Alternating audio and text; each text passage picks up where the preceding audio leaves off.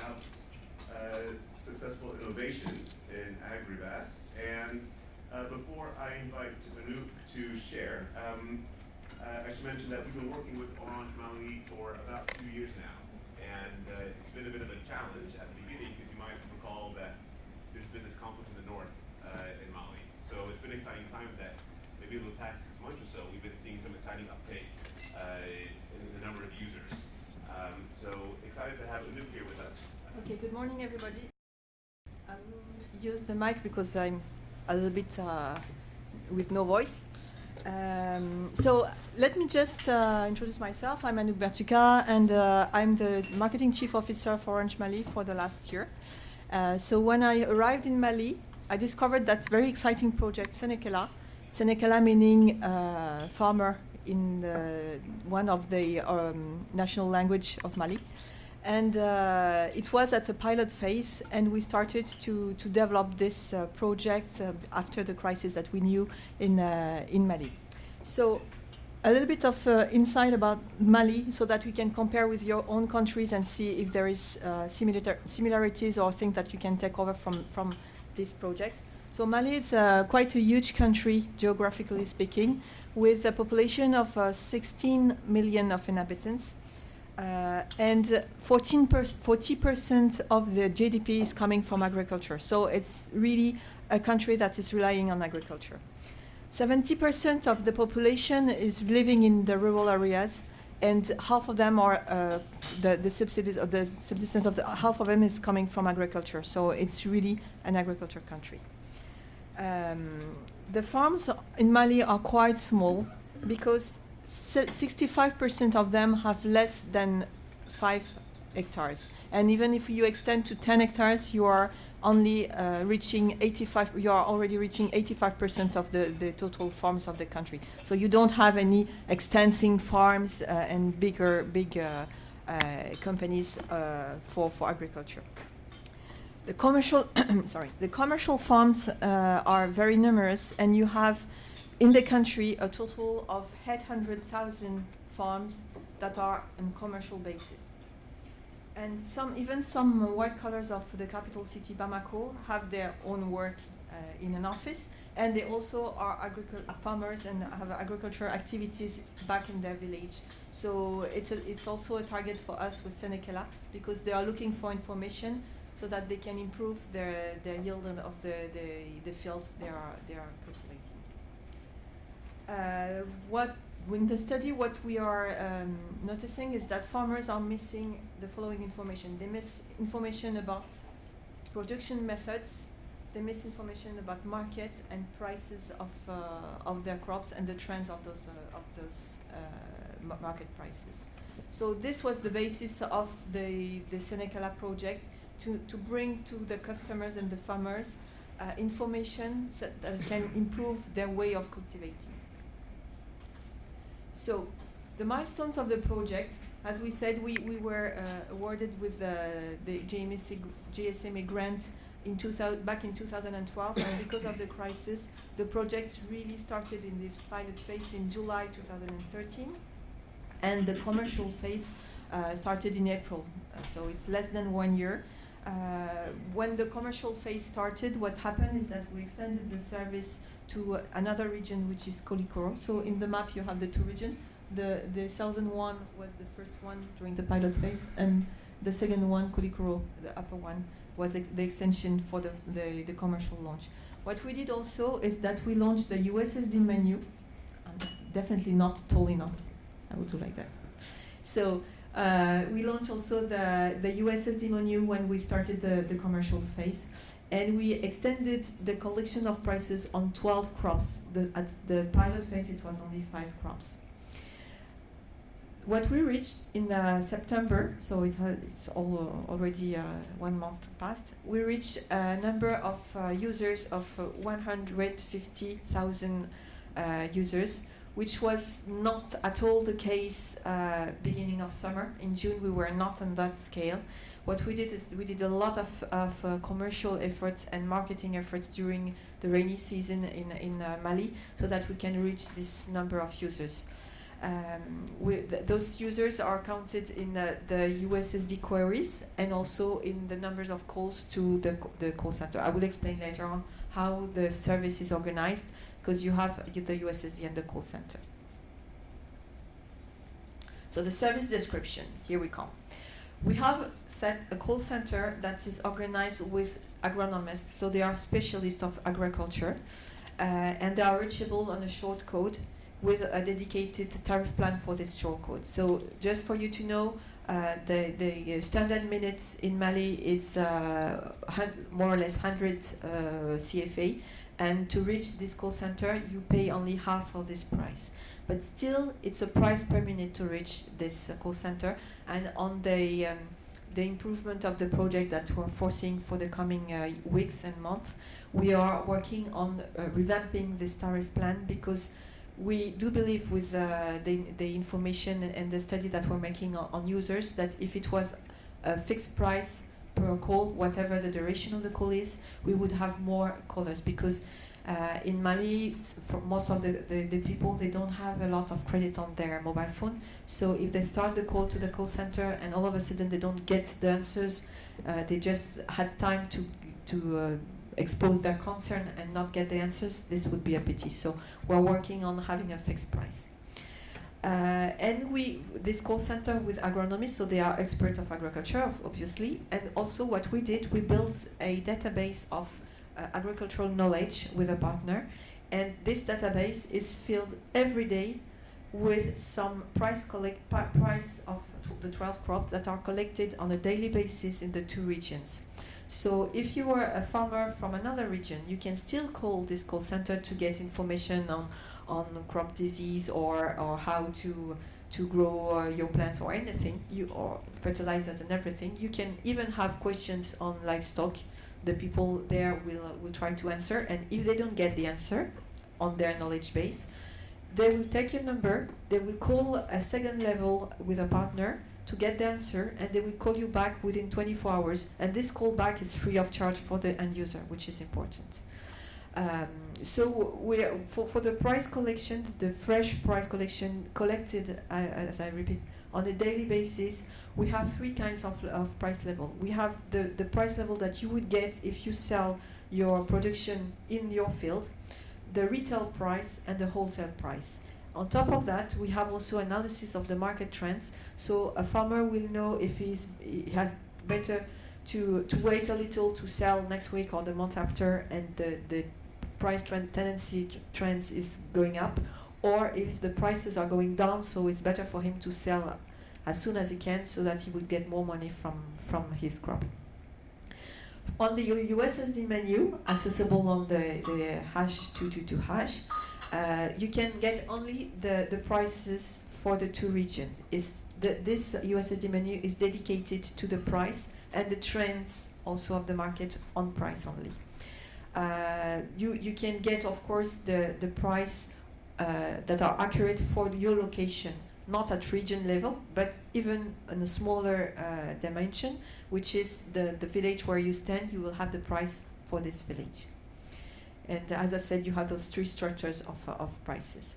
So this first step of the Sènèkèla project, the Sènèkèla as it was conceived at the beginning and designed at the beginning, is already having a great success, because when we started with the commercial launch, we did a 360 communication plan with a TV commercial, with radio, newspapers, and also we went on the field to promote this service. So now the awareness of the service, and it's also the success stands also on the name we chose, because Sènèkèla in the national language is something very strong, and every time we refer to Sènèkèla, they know that we refer to farmers. So this also is part of the success of the service and of the awareness of the service. So now everywhere, even in ministries, in the capital and in the region, they know about the service. But our challenge now is to have the farmers using the service, because even if they know, they don't get it before they try for the first time. So this is a step that is really important and that is mandatory. We cannot have a success without going to visit the villages, to gather the farmers and to explain the service. And to explain why it's important for them to know at what price sell their crops, when to plant the seeds, when to harvest them. This is important things that they can understand, that they will get more money from their activities. Okay, thank you.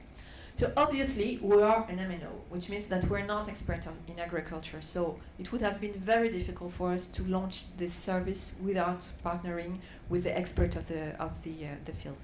So in the call center, the agronomists are hired by Orange, but we have also 3 major partners on top of GSMA, of course, because GSMA has been coaching us since the beginning, but we have also 3 other partners. We have IER, IER stands for Institut d'Économie Rurale, which in English is almost the same, the Rural Economy Institute. And they have a agricultural expertise, and they are a research body of the government, studying all the seeds, the disease, the fertilizers, and everything touching to agriculture. So they are really very, very powerful in that knowledge. They are the partner that helped us in building the database of knowledge that is accessible for the call center. The second partner is IICD. And IICD, so I need to go back to my papers because I'm always using their little name and not the complete name. So IICD stands for International Institute for Communication and Development. They are an institute from the Netherlands, and they are experts in everything that melted the agriculture and communication. So they were exactly the right partner for this project. And what they are doing here is that they are helping us in the evolution of the service, studying, for instance, finance potential with other partnership or funders, and also they are helping us in finding the right business model, finding the right service evolution and everything. And we have the third partner, which is Rongiat. It's a French NGO. They are the expert of price analysis in the region, market price, agricultural market price analysis. So they provide us every week with the market trends that we can put into our USSD menu, and also feed the customer call center, so that they can provide this information. So these partnerships were very rich for this project, and we are still, after the first 2 years of existence of this project, we are still working a lot with them in the evolution of the project and in the next steps of this project. So what next for Sènèkèla? Now we started and we saw that the farmers are really appreciating this service. We have a lot of people coming to us and saying, why not doing that for livestock? Why not doing that for Ségou region? Why not extending to Mopti? Why not adding that and that and that? So a lot of ideas are coming up to us, and we need first to sort them out and see the feasibility and how important it will be for the end user, because at the end we really need to support the farmers. So we need also to work on the customer experience. We saw that the service is accessible through a USSD menu, but the USSD menu today is not really customer friendly, and it's in French. So we need to work on this USSD menu, on the ergonomy of this USSD menu, so that it will be more customer friendly, so that also it will be translated in Bambara, so that more people will be able to reach it. The farmers are not really speaking French, so that's also one of the limits today of the service. But of course, the call center is able to answer in many of the national languages, which makes the call more interesting than USSD menu. We are also studying a way of providing the service on an SMS subscription, because even if literacy is very low in Mali, the studies showed us that reading a price on an SMS is still achievable by someone that is not able to read. So this could be a solution. It will have help at the beginning of the season to subscribe to the SMS subscriptions, so he can ask to someone around him that is able to read to make this subscription, or even he can call the call center to subscribe, and then he will receive on a daily, a weekly, or a monthly basis the information he's looking for. So this will come in most probably in Q1 2015. So as I said, we are looking for more information, more crops. For instance, people are asking for cotton. No, we don't have cotton in our crops. So the seed that we are just for information. Also, I will go a little bit back. The seed that we are following today, we have. Oops, not here. We have everything about cashew, about shea nuts and shea butter. We have sesame. We have maize, rice, onions, shallots. That's mainly what we're following, and we are adding crops as the interest is showing. We need also to extend to livestock, because a lot of people are coming to us saying we need to have the price of the livestock, but this is for the northern region of Mali. And we have some international organizations that are coming to us also and saying, if you have a project that will touch livestock, we are willing to support you and to develop this with you. So this is an extension that we will most probably build. We have also the weather change anticipation. We had contact with an NGO that has a 6-month project, but the 6 months are over and the NGO stopped this project. They were having a very interesting development. They were looking for a way to provide information to farmers so that they can change their behavior to anticipate the impact of weather change. So this is something that we really wanted to explore with them, but maybe they will come back and we will go into that direction. What we have also done in parallel of Sènèkèla, we have a deal with AgriMet, which is a regional structure for weather forecast, and we are collecting information on the field that we are providing them through SMS, and it goes into a big database. Now we will investigate if it's possible also with them to work on weather forecast and the weather tendencies, trends, so that we can also feed our farmers with this information. This would be a very good improvement of the service, and we are working on that for next year, for 2015. Other extensions are into new features, completely new features, like a marketplace. There is a study, an ongoing study, to see if it's feasible for the farmers to say, I have, 200 kilos of sesame to sell, and to find a potential buyer. So a real marketplace that would work. And also transportation contact, so that the farmer will know through the Sènèkèla service that there is possibility to transport his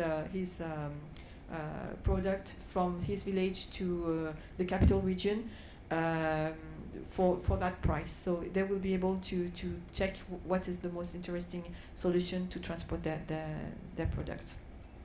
We need also to develop a kind of digital service about the fertilizers and seeds shops.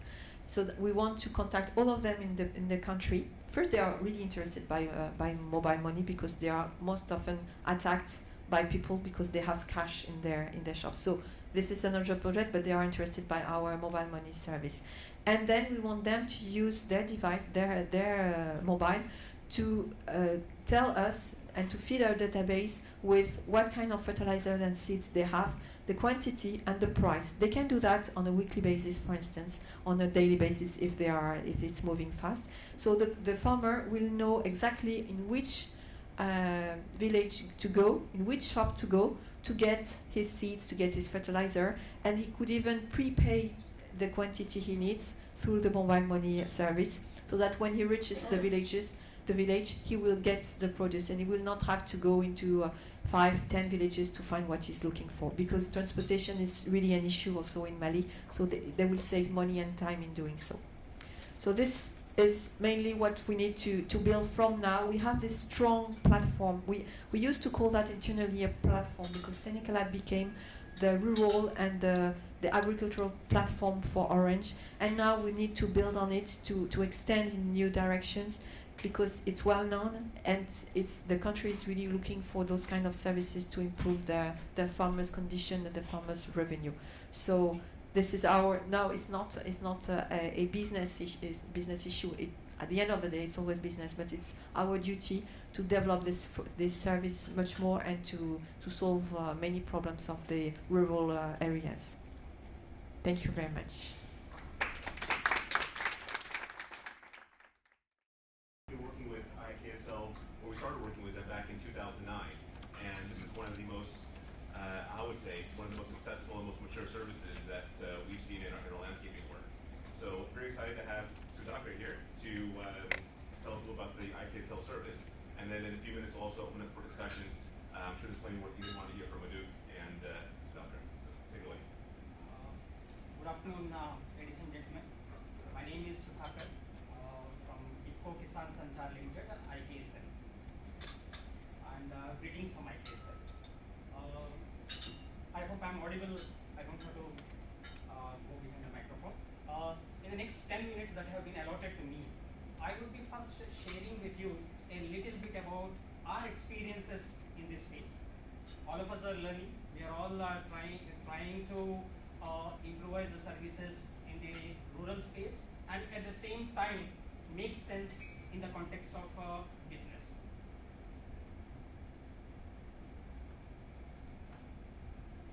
I was referring to a win-win model. When I talk about win-win model, what I have essentially in my mind is three players. One, and the foremost, the farmers of the country.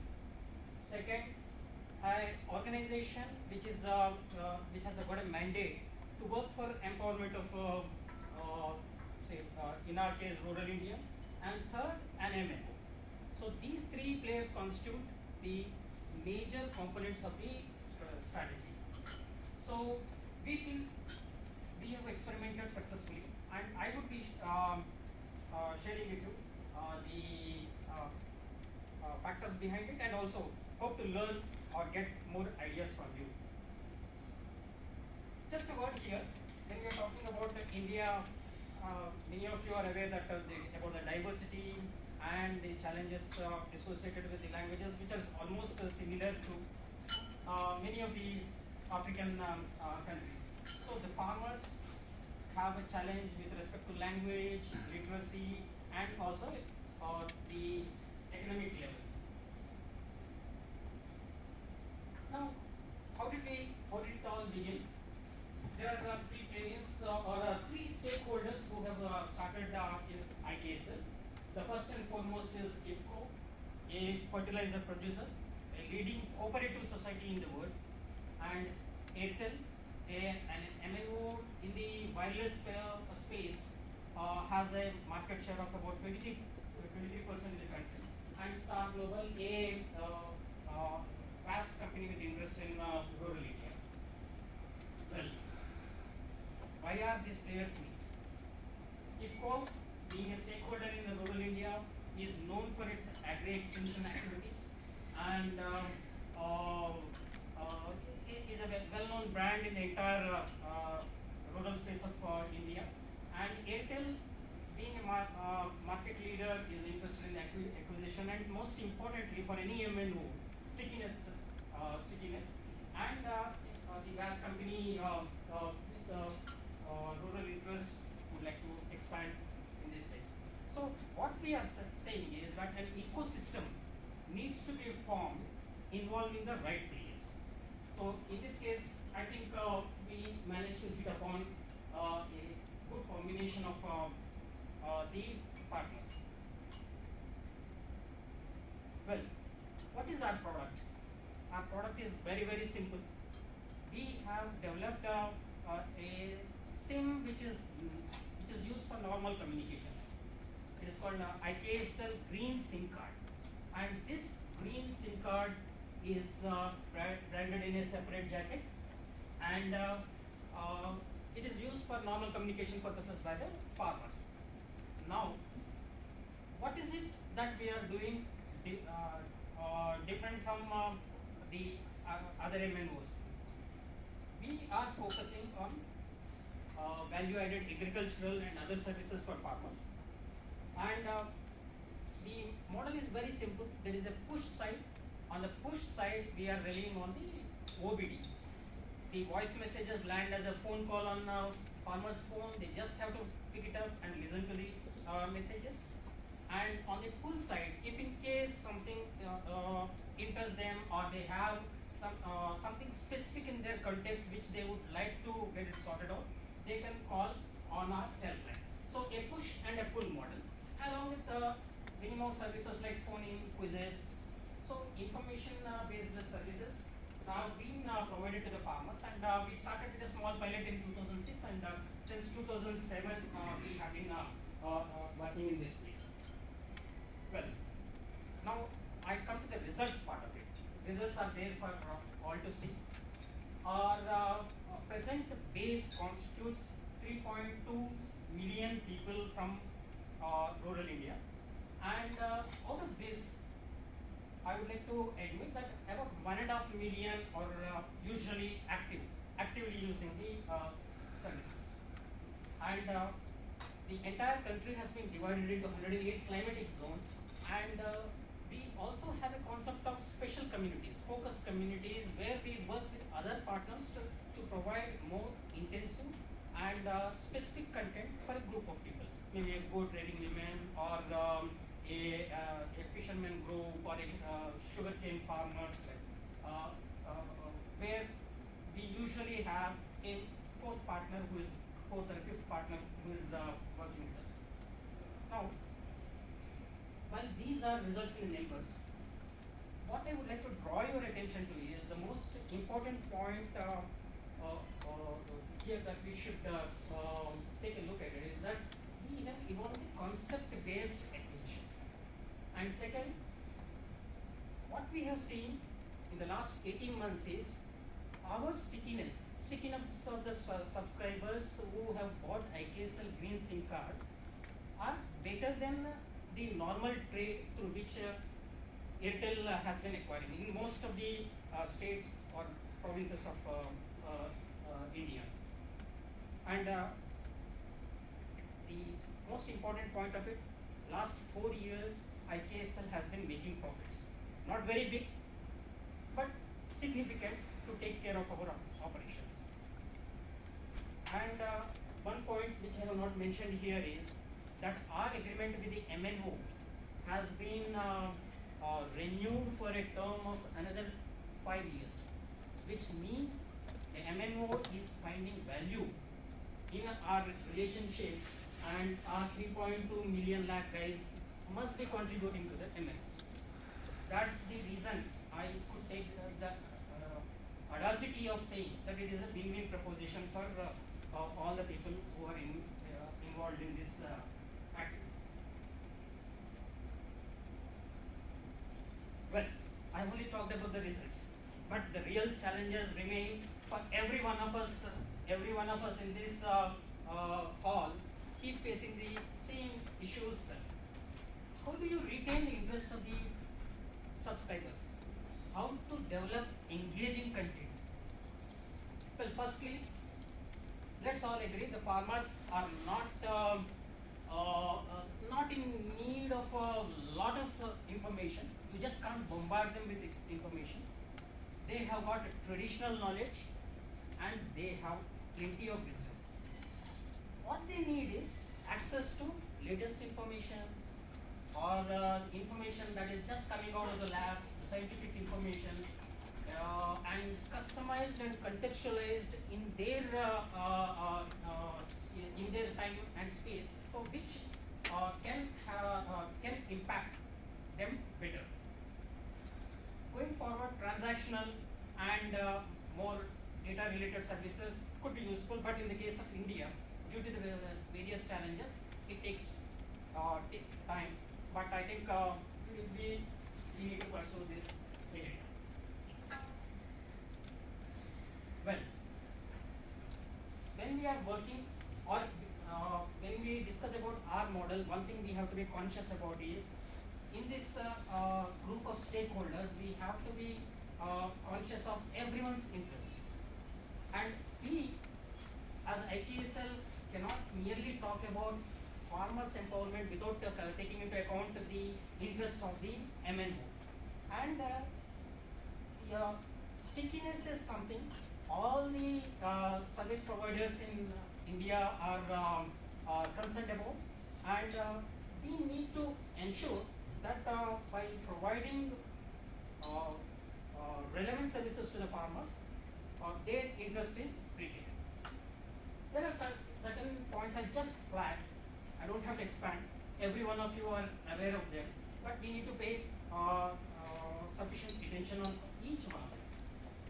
Here, I would like to draw your attention to some of the things that should be in place when we start an initiative like this in rural space. A content management system should be there in place, which can take care of the content as well as the delivery and even the analyze the logs. And this system we call Integrated Information Management System. And here we take pride in our association with GSME. We had a very fruitful relationship started in 2009, and we have developed this platform, which over the years we have expanded. Today we are in a position that every day we are churning in-house about 3 to 4 GB data per day to understand the behavior or the patterns of consumption of the content by the farmers. Well, understanding and addressing the needs requires the platforms. A couple of them I just wanted to highlight so that since we are all working in this space, we can have a meaningful discussion maybe subsequently. We have started something called Content Correspondent Portal. We have decentralized content sourcing. So people from remote parts of the country are registered as correspondents, and they contribute to the content, and it follows a workflow process, after which it gets delivered to the farmers. And we have developed mechanisms for emergency alerts, which go beyond. Incidentally, we gave 4 voice messages per day, 4 OBDs per day. If in case it is there is an emergency, we can go for a 5th, 6th, 7th using this platform. And there are many other best practices, again, which are evolved in association with the GSME in our initial years. When I was referring to processing 3 to 4 GB of data, what we do is we do several things. Couple of them very important. That is, since we are using OBD, and OBD is an excellent mechanism to understand the behavior of the farmers. Whereas in an SMS, you don't know whether the content has been actually consumed or not. In OBD, you know how many seconds they have heard or how many seconds they have at what point they have cut out. So we watch pickup percentages, average listening durations, and also realign the timings of the delivery of the OBDs. And incidentally, generally we have been seeing in the last 18 months, the performance is going up steadily, and compared to normal VAS trade, we are doing much better.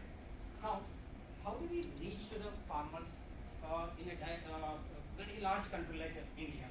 Well, we have all low-cost mobilization approaches, like the traditional meetings, demonstrations. These are part of the strategy. But one point I would like to draw your attention to is this Kisan Mitra. This Kisan Mitra is basically a farmer's friend, a literate guy from a village, and these villages are less than 2,000 population villages who work as our ambassadors. They demonstrate our content messages to people and then enroll. And I'm happy to say in the last 1 year or so, their contribution in our gross additions has steadily increased, and now it is almost 50% of our enrollments are coming through these days. And we also use testimonials of the successful farmers who have used our advice and gained out of it. And about the focus communities I have already referred. We have about 55 of them. Examples are like fishermen of a state called Odisha, goat rearing women, exclusive women's group, our sugar mill farmers. But here again we acknowledge the contribution of the supporting partners who work with us. The case in point is this. I take for illustration one example. We have a group of group of fishermen, 100,000 fishermen in one single state of India by name Odisha, which is prone to cyclones. Recently, there was a cyclone by name Hudhud. I'm not sure many of, if in case you have followed it up, Hudhud, and they have created havoc in the coastal belt of this state. we have along with support from the state government, we managed to give life-saving alerts, and we take pride in the fact that this has gone. We don't say that we have done everything, but we have contributed to the efforts of the government in ensuring the losses are minimal. And when I talk about a focused community, what is it that we do? In the case of this fisherman, we focus, the ocean state alerts, markets, potential fishing zones, where they are likely to get the fishes, the government schemes, education, employment, all these are covered as part of the content. Well, this is what we are doing today. If you ask me, this is what IKSL is all about today. But we are not going to stop at this point of time. We are going to navigate our farmers along with us, take them towards data-related activities, and with the time, we are sure that we will have our farmers transacting on through a portal-based service, and we are already in the process of rolling out, and I think maybe next time we will be able to share more. Now, I bring back my brand ambassadors. I think what they seem to be saying is this. The summary is this. Well, an opportunity to fulfill information hunger exists. Joining hands of like-minded stakeholders is necessary. Design and delivery of appropriate content a must. A value proposition for all is possible, and conversion of mobile phone into a lifelong learning tool is an outcome. This is something, ladies and gentlemen, what makes us feel that what we have tried in the last few years is a potential win-win model for everyone who is participating in this initiative. Thank you very much.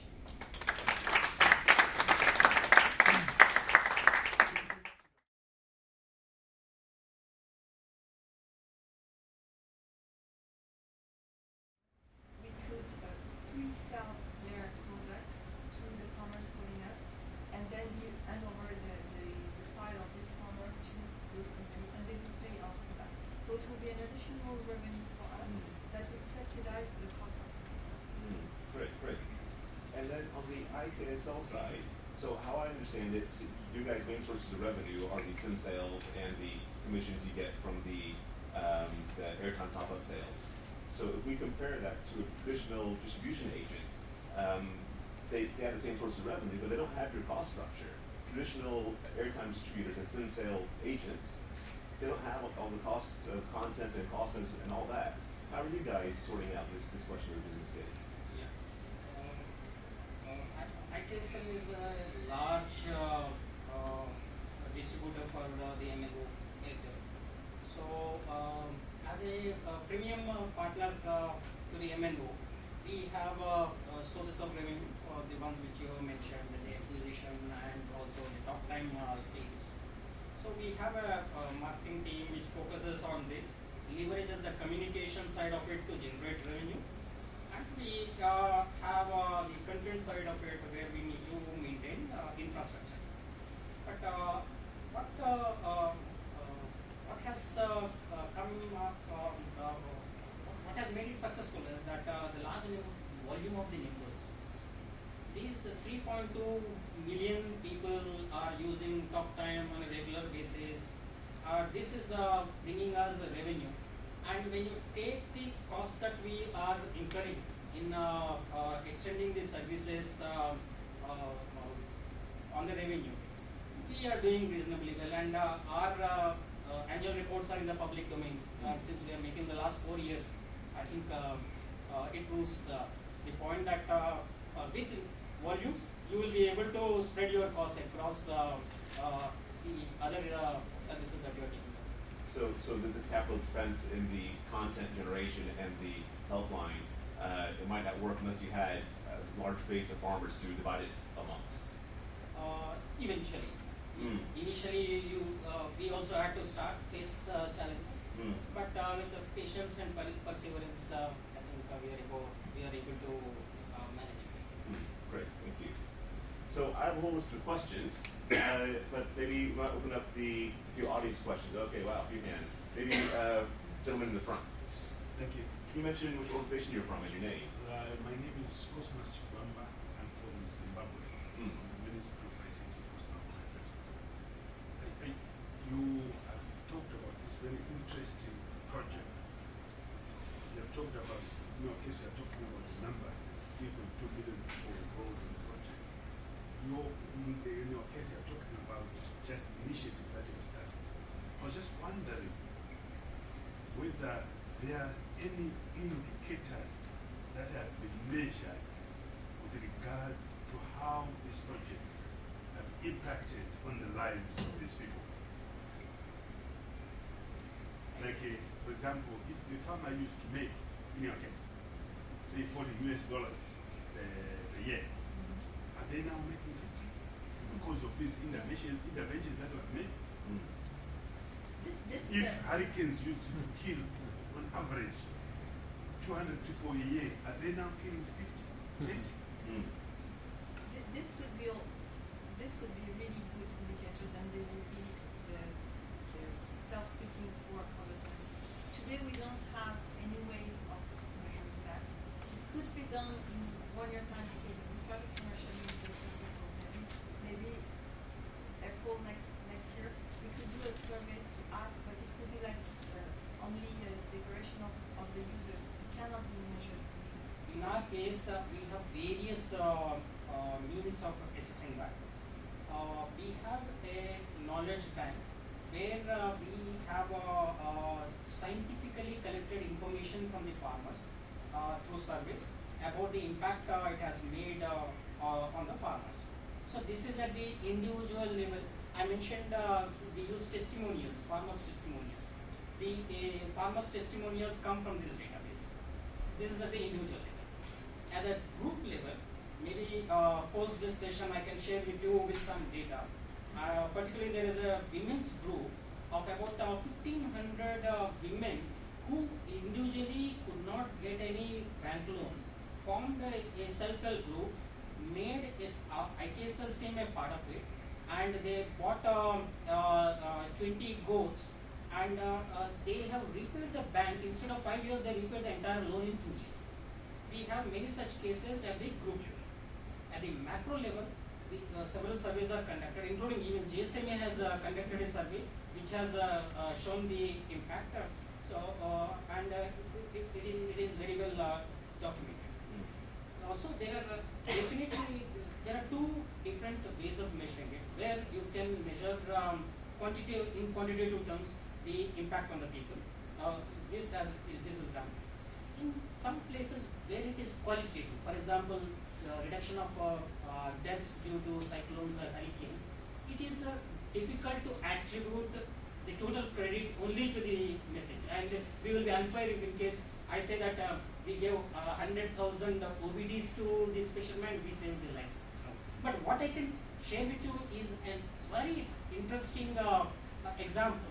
During one of these cyclones, the fishermen, the small fishermen who do not venture deep into the city, deep into the sea, were returning. India has got the Indian coastal line is secured by an institution by name Coast Guard. The Coast Guard got suddenly alerted. How is it hundreds of boats coming back? And they stopped them and they asked them, hey, why are you guys coming back?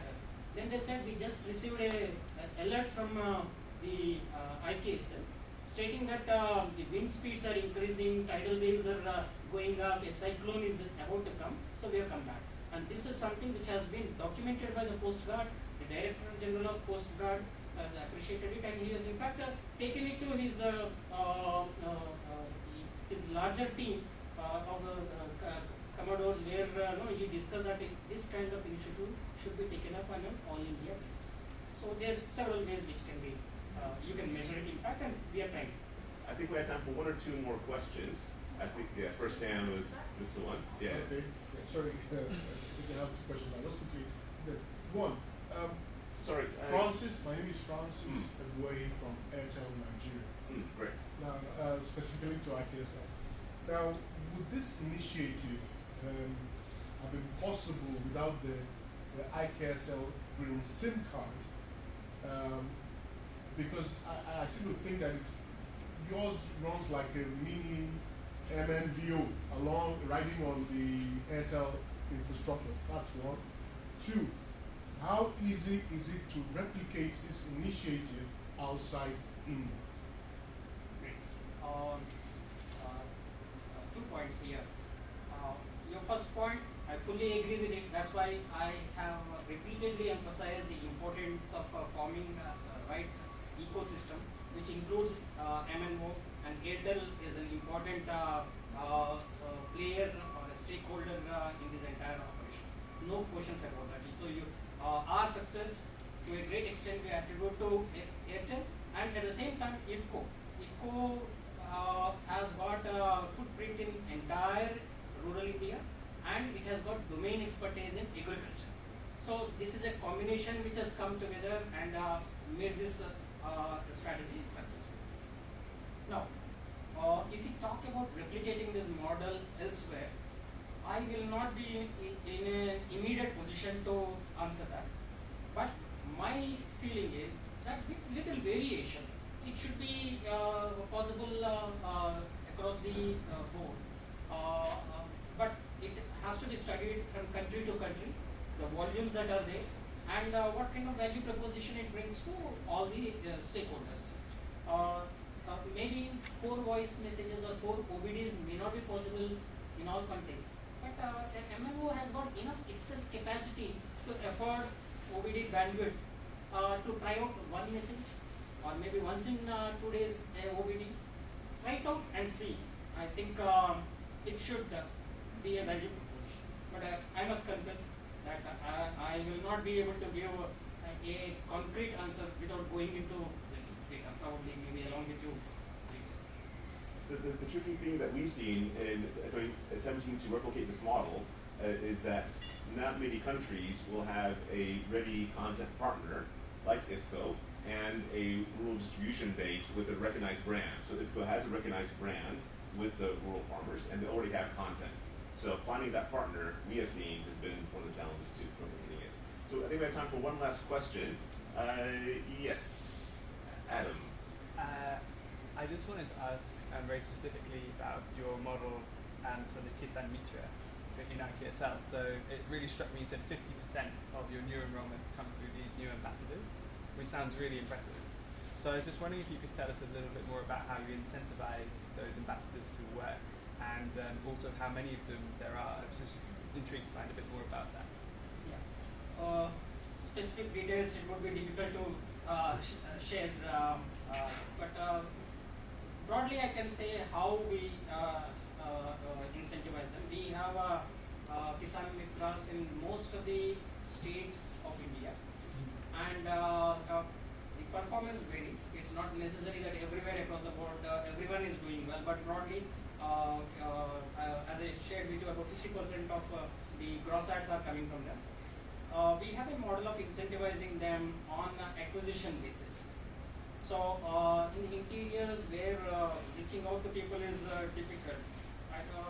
We are able to align them with our nearest distributors or cooperatives who are supporting them.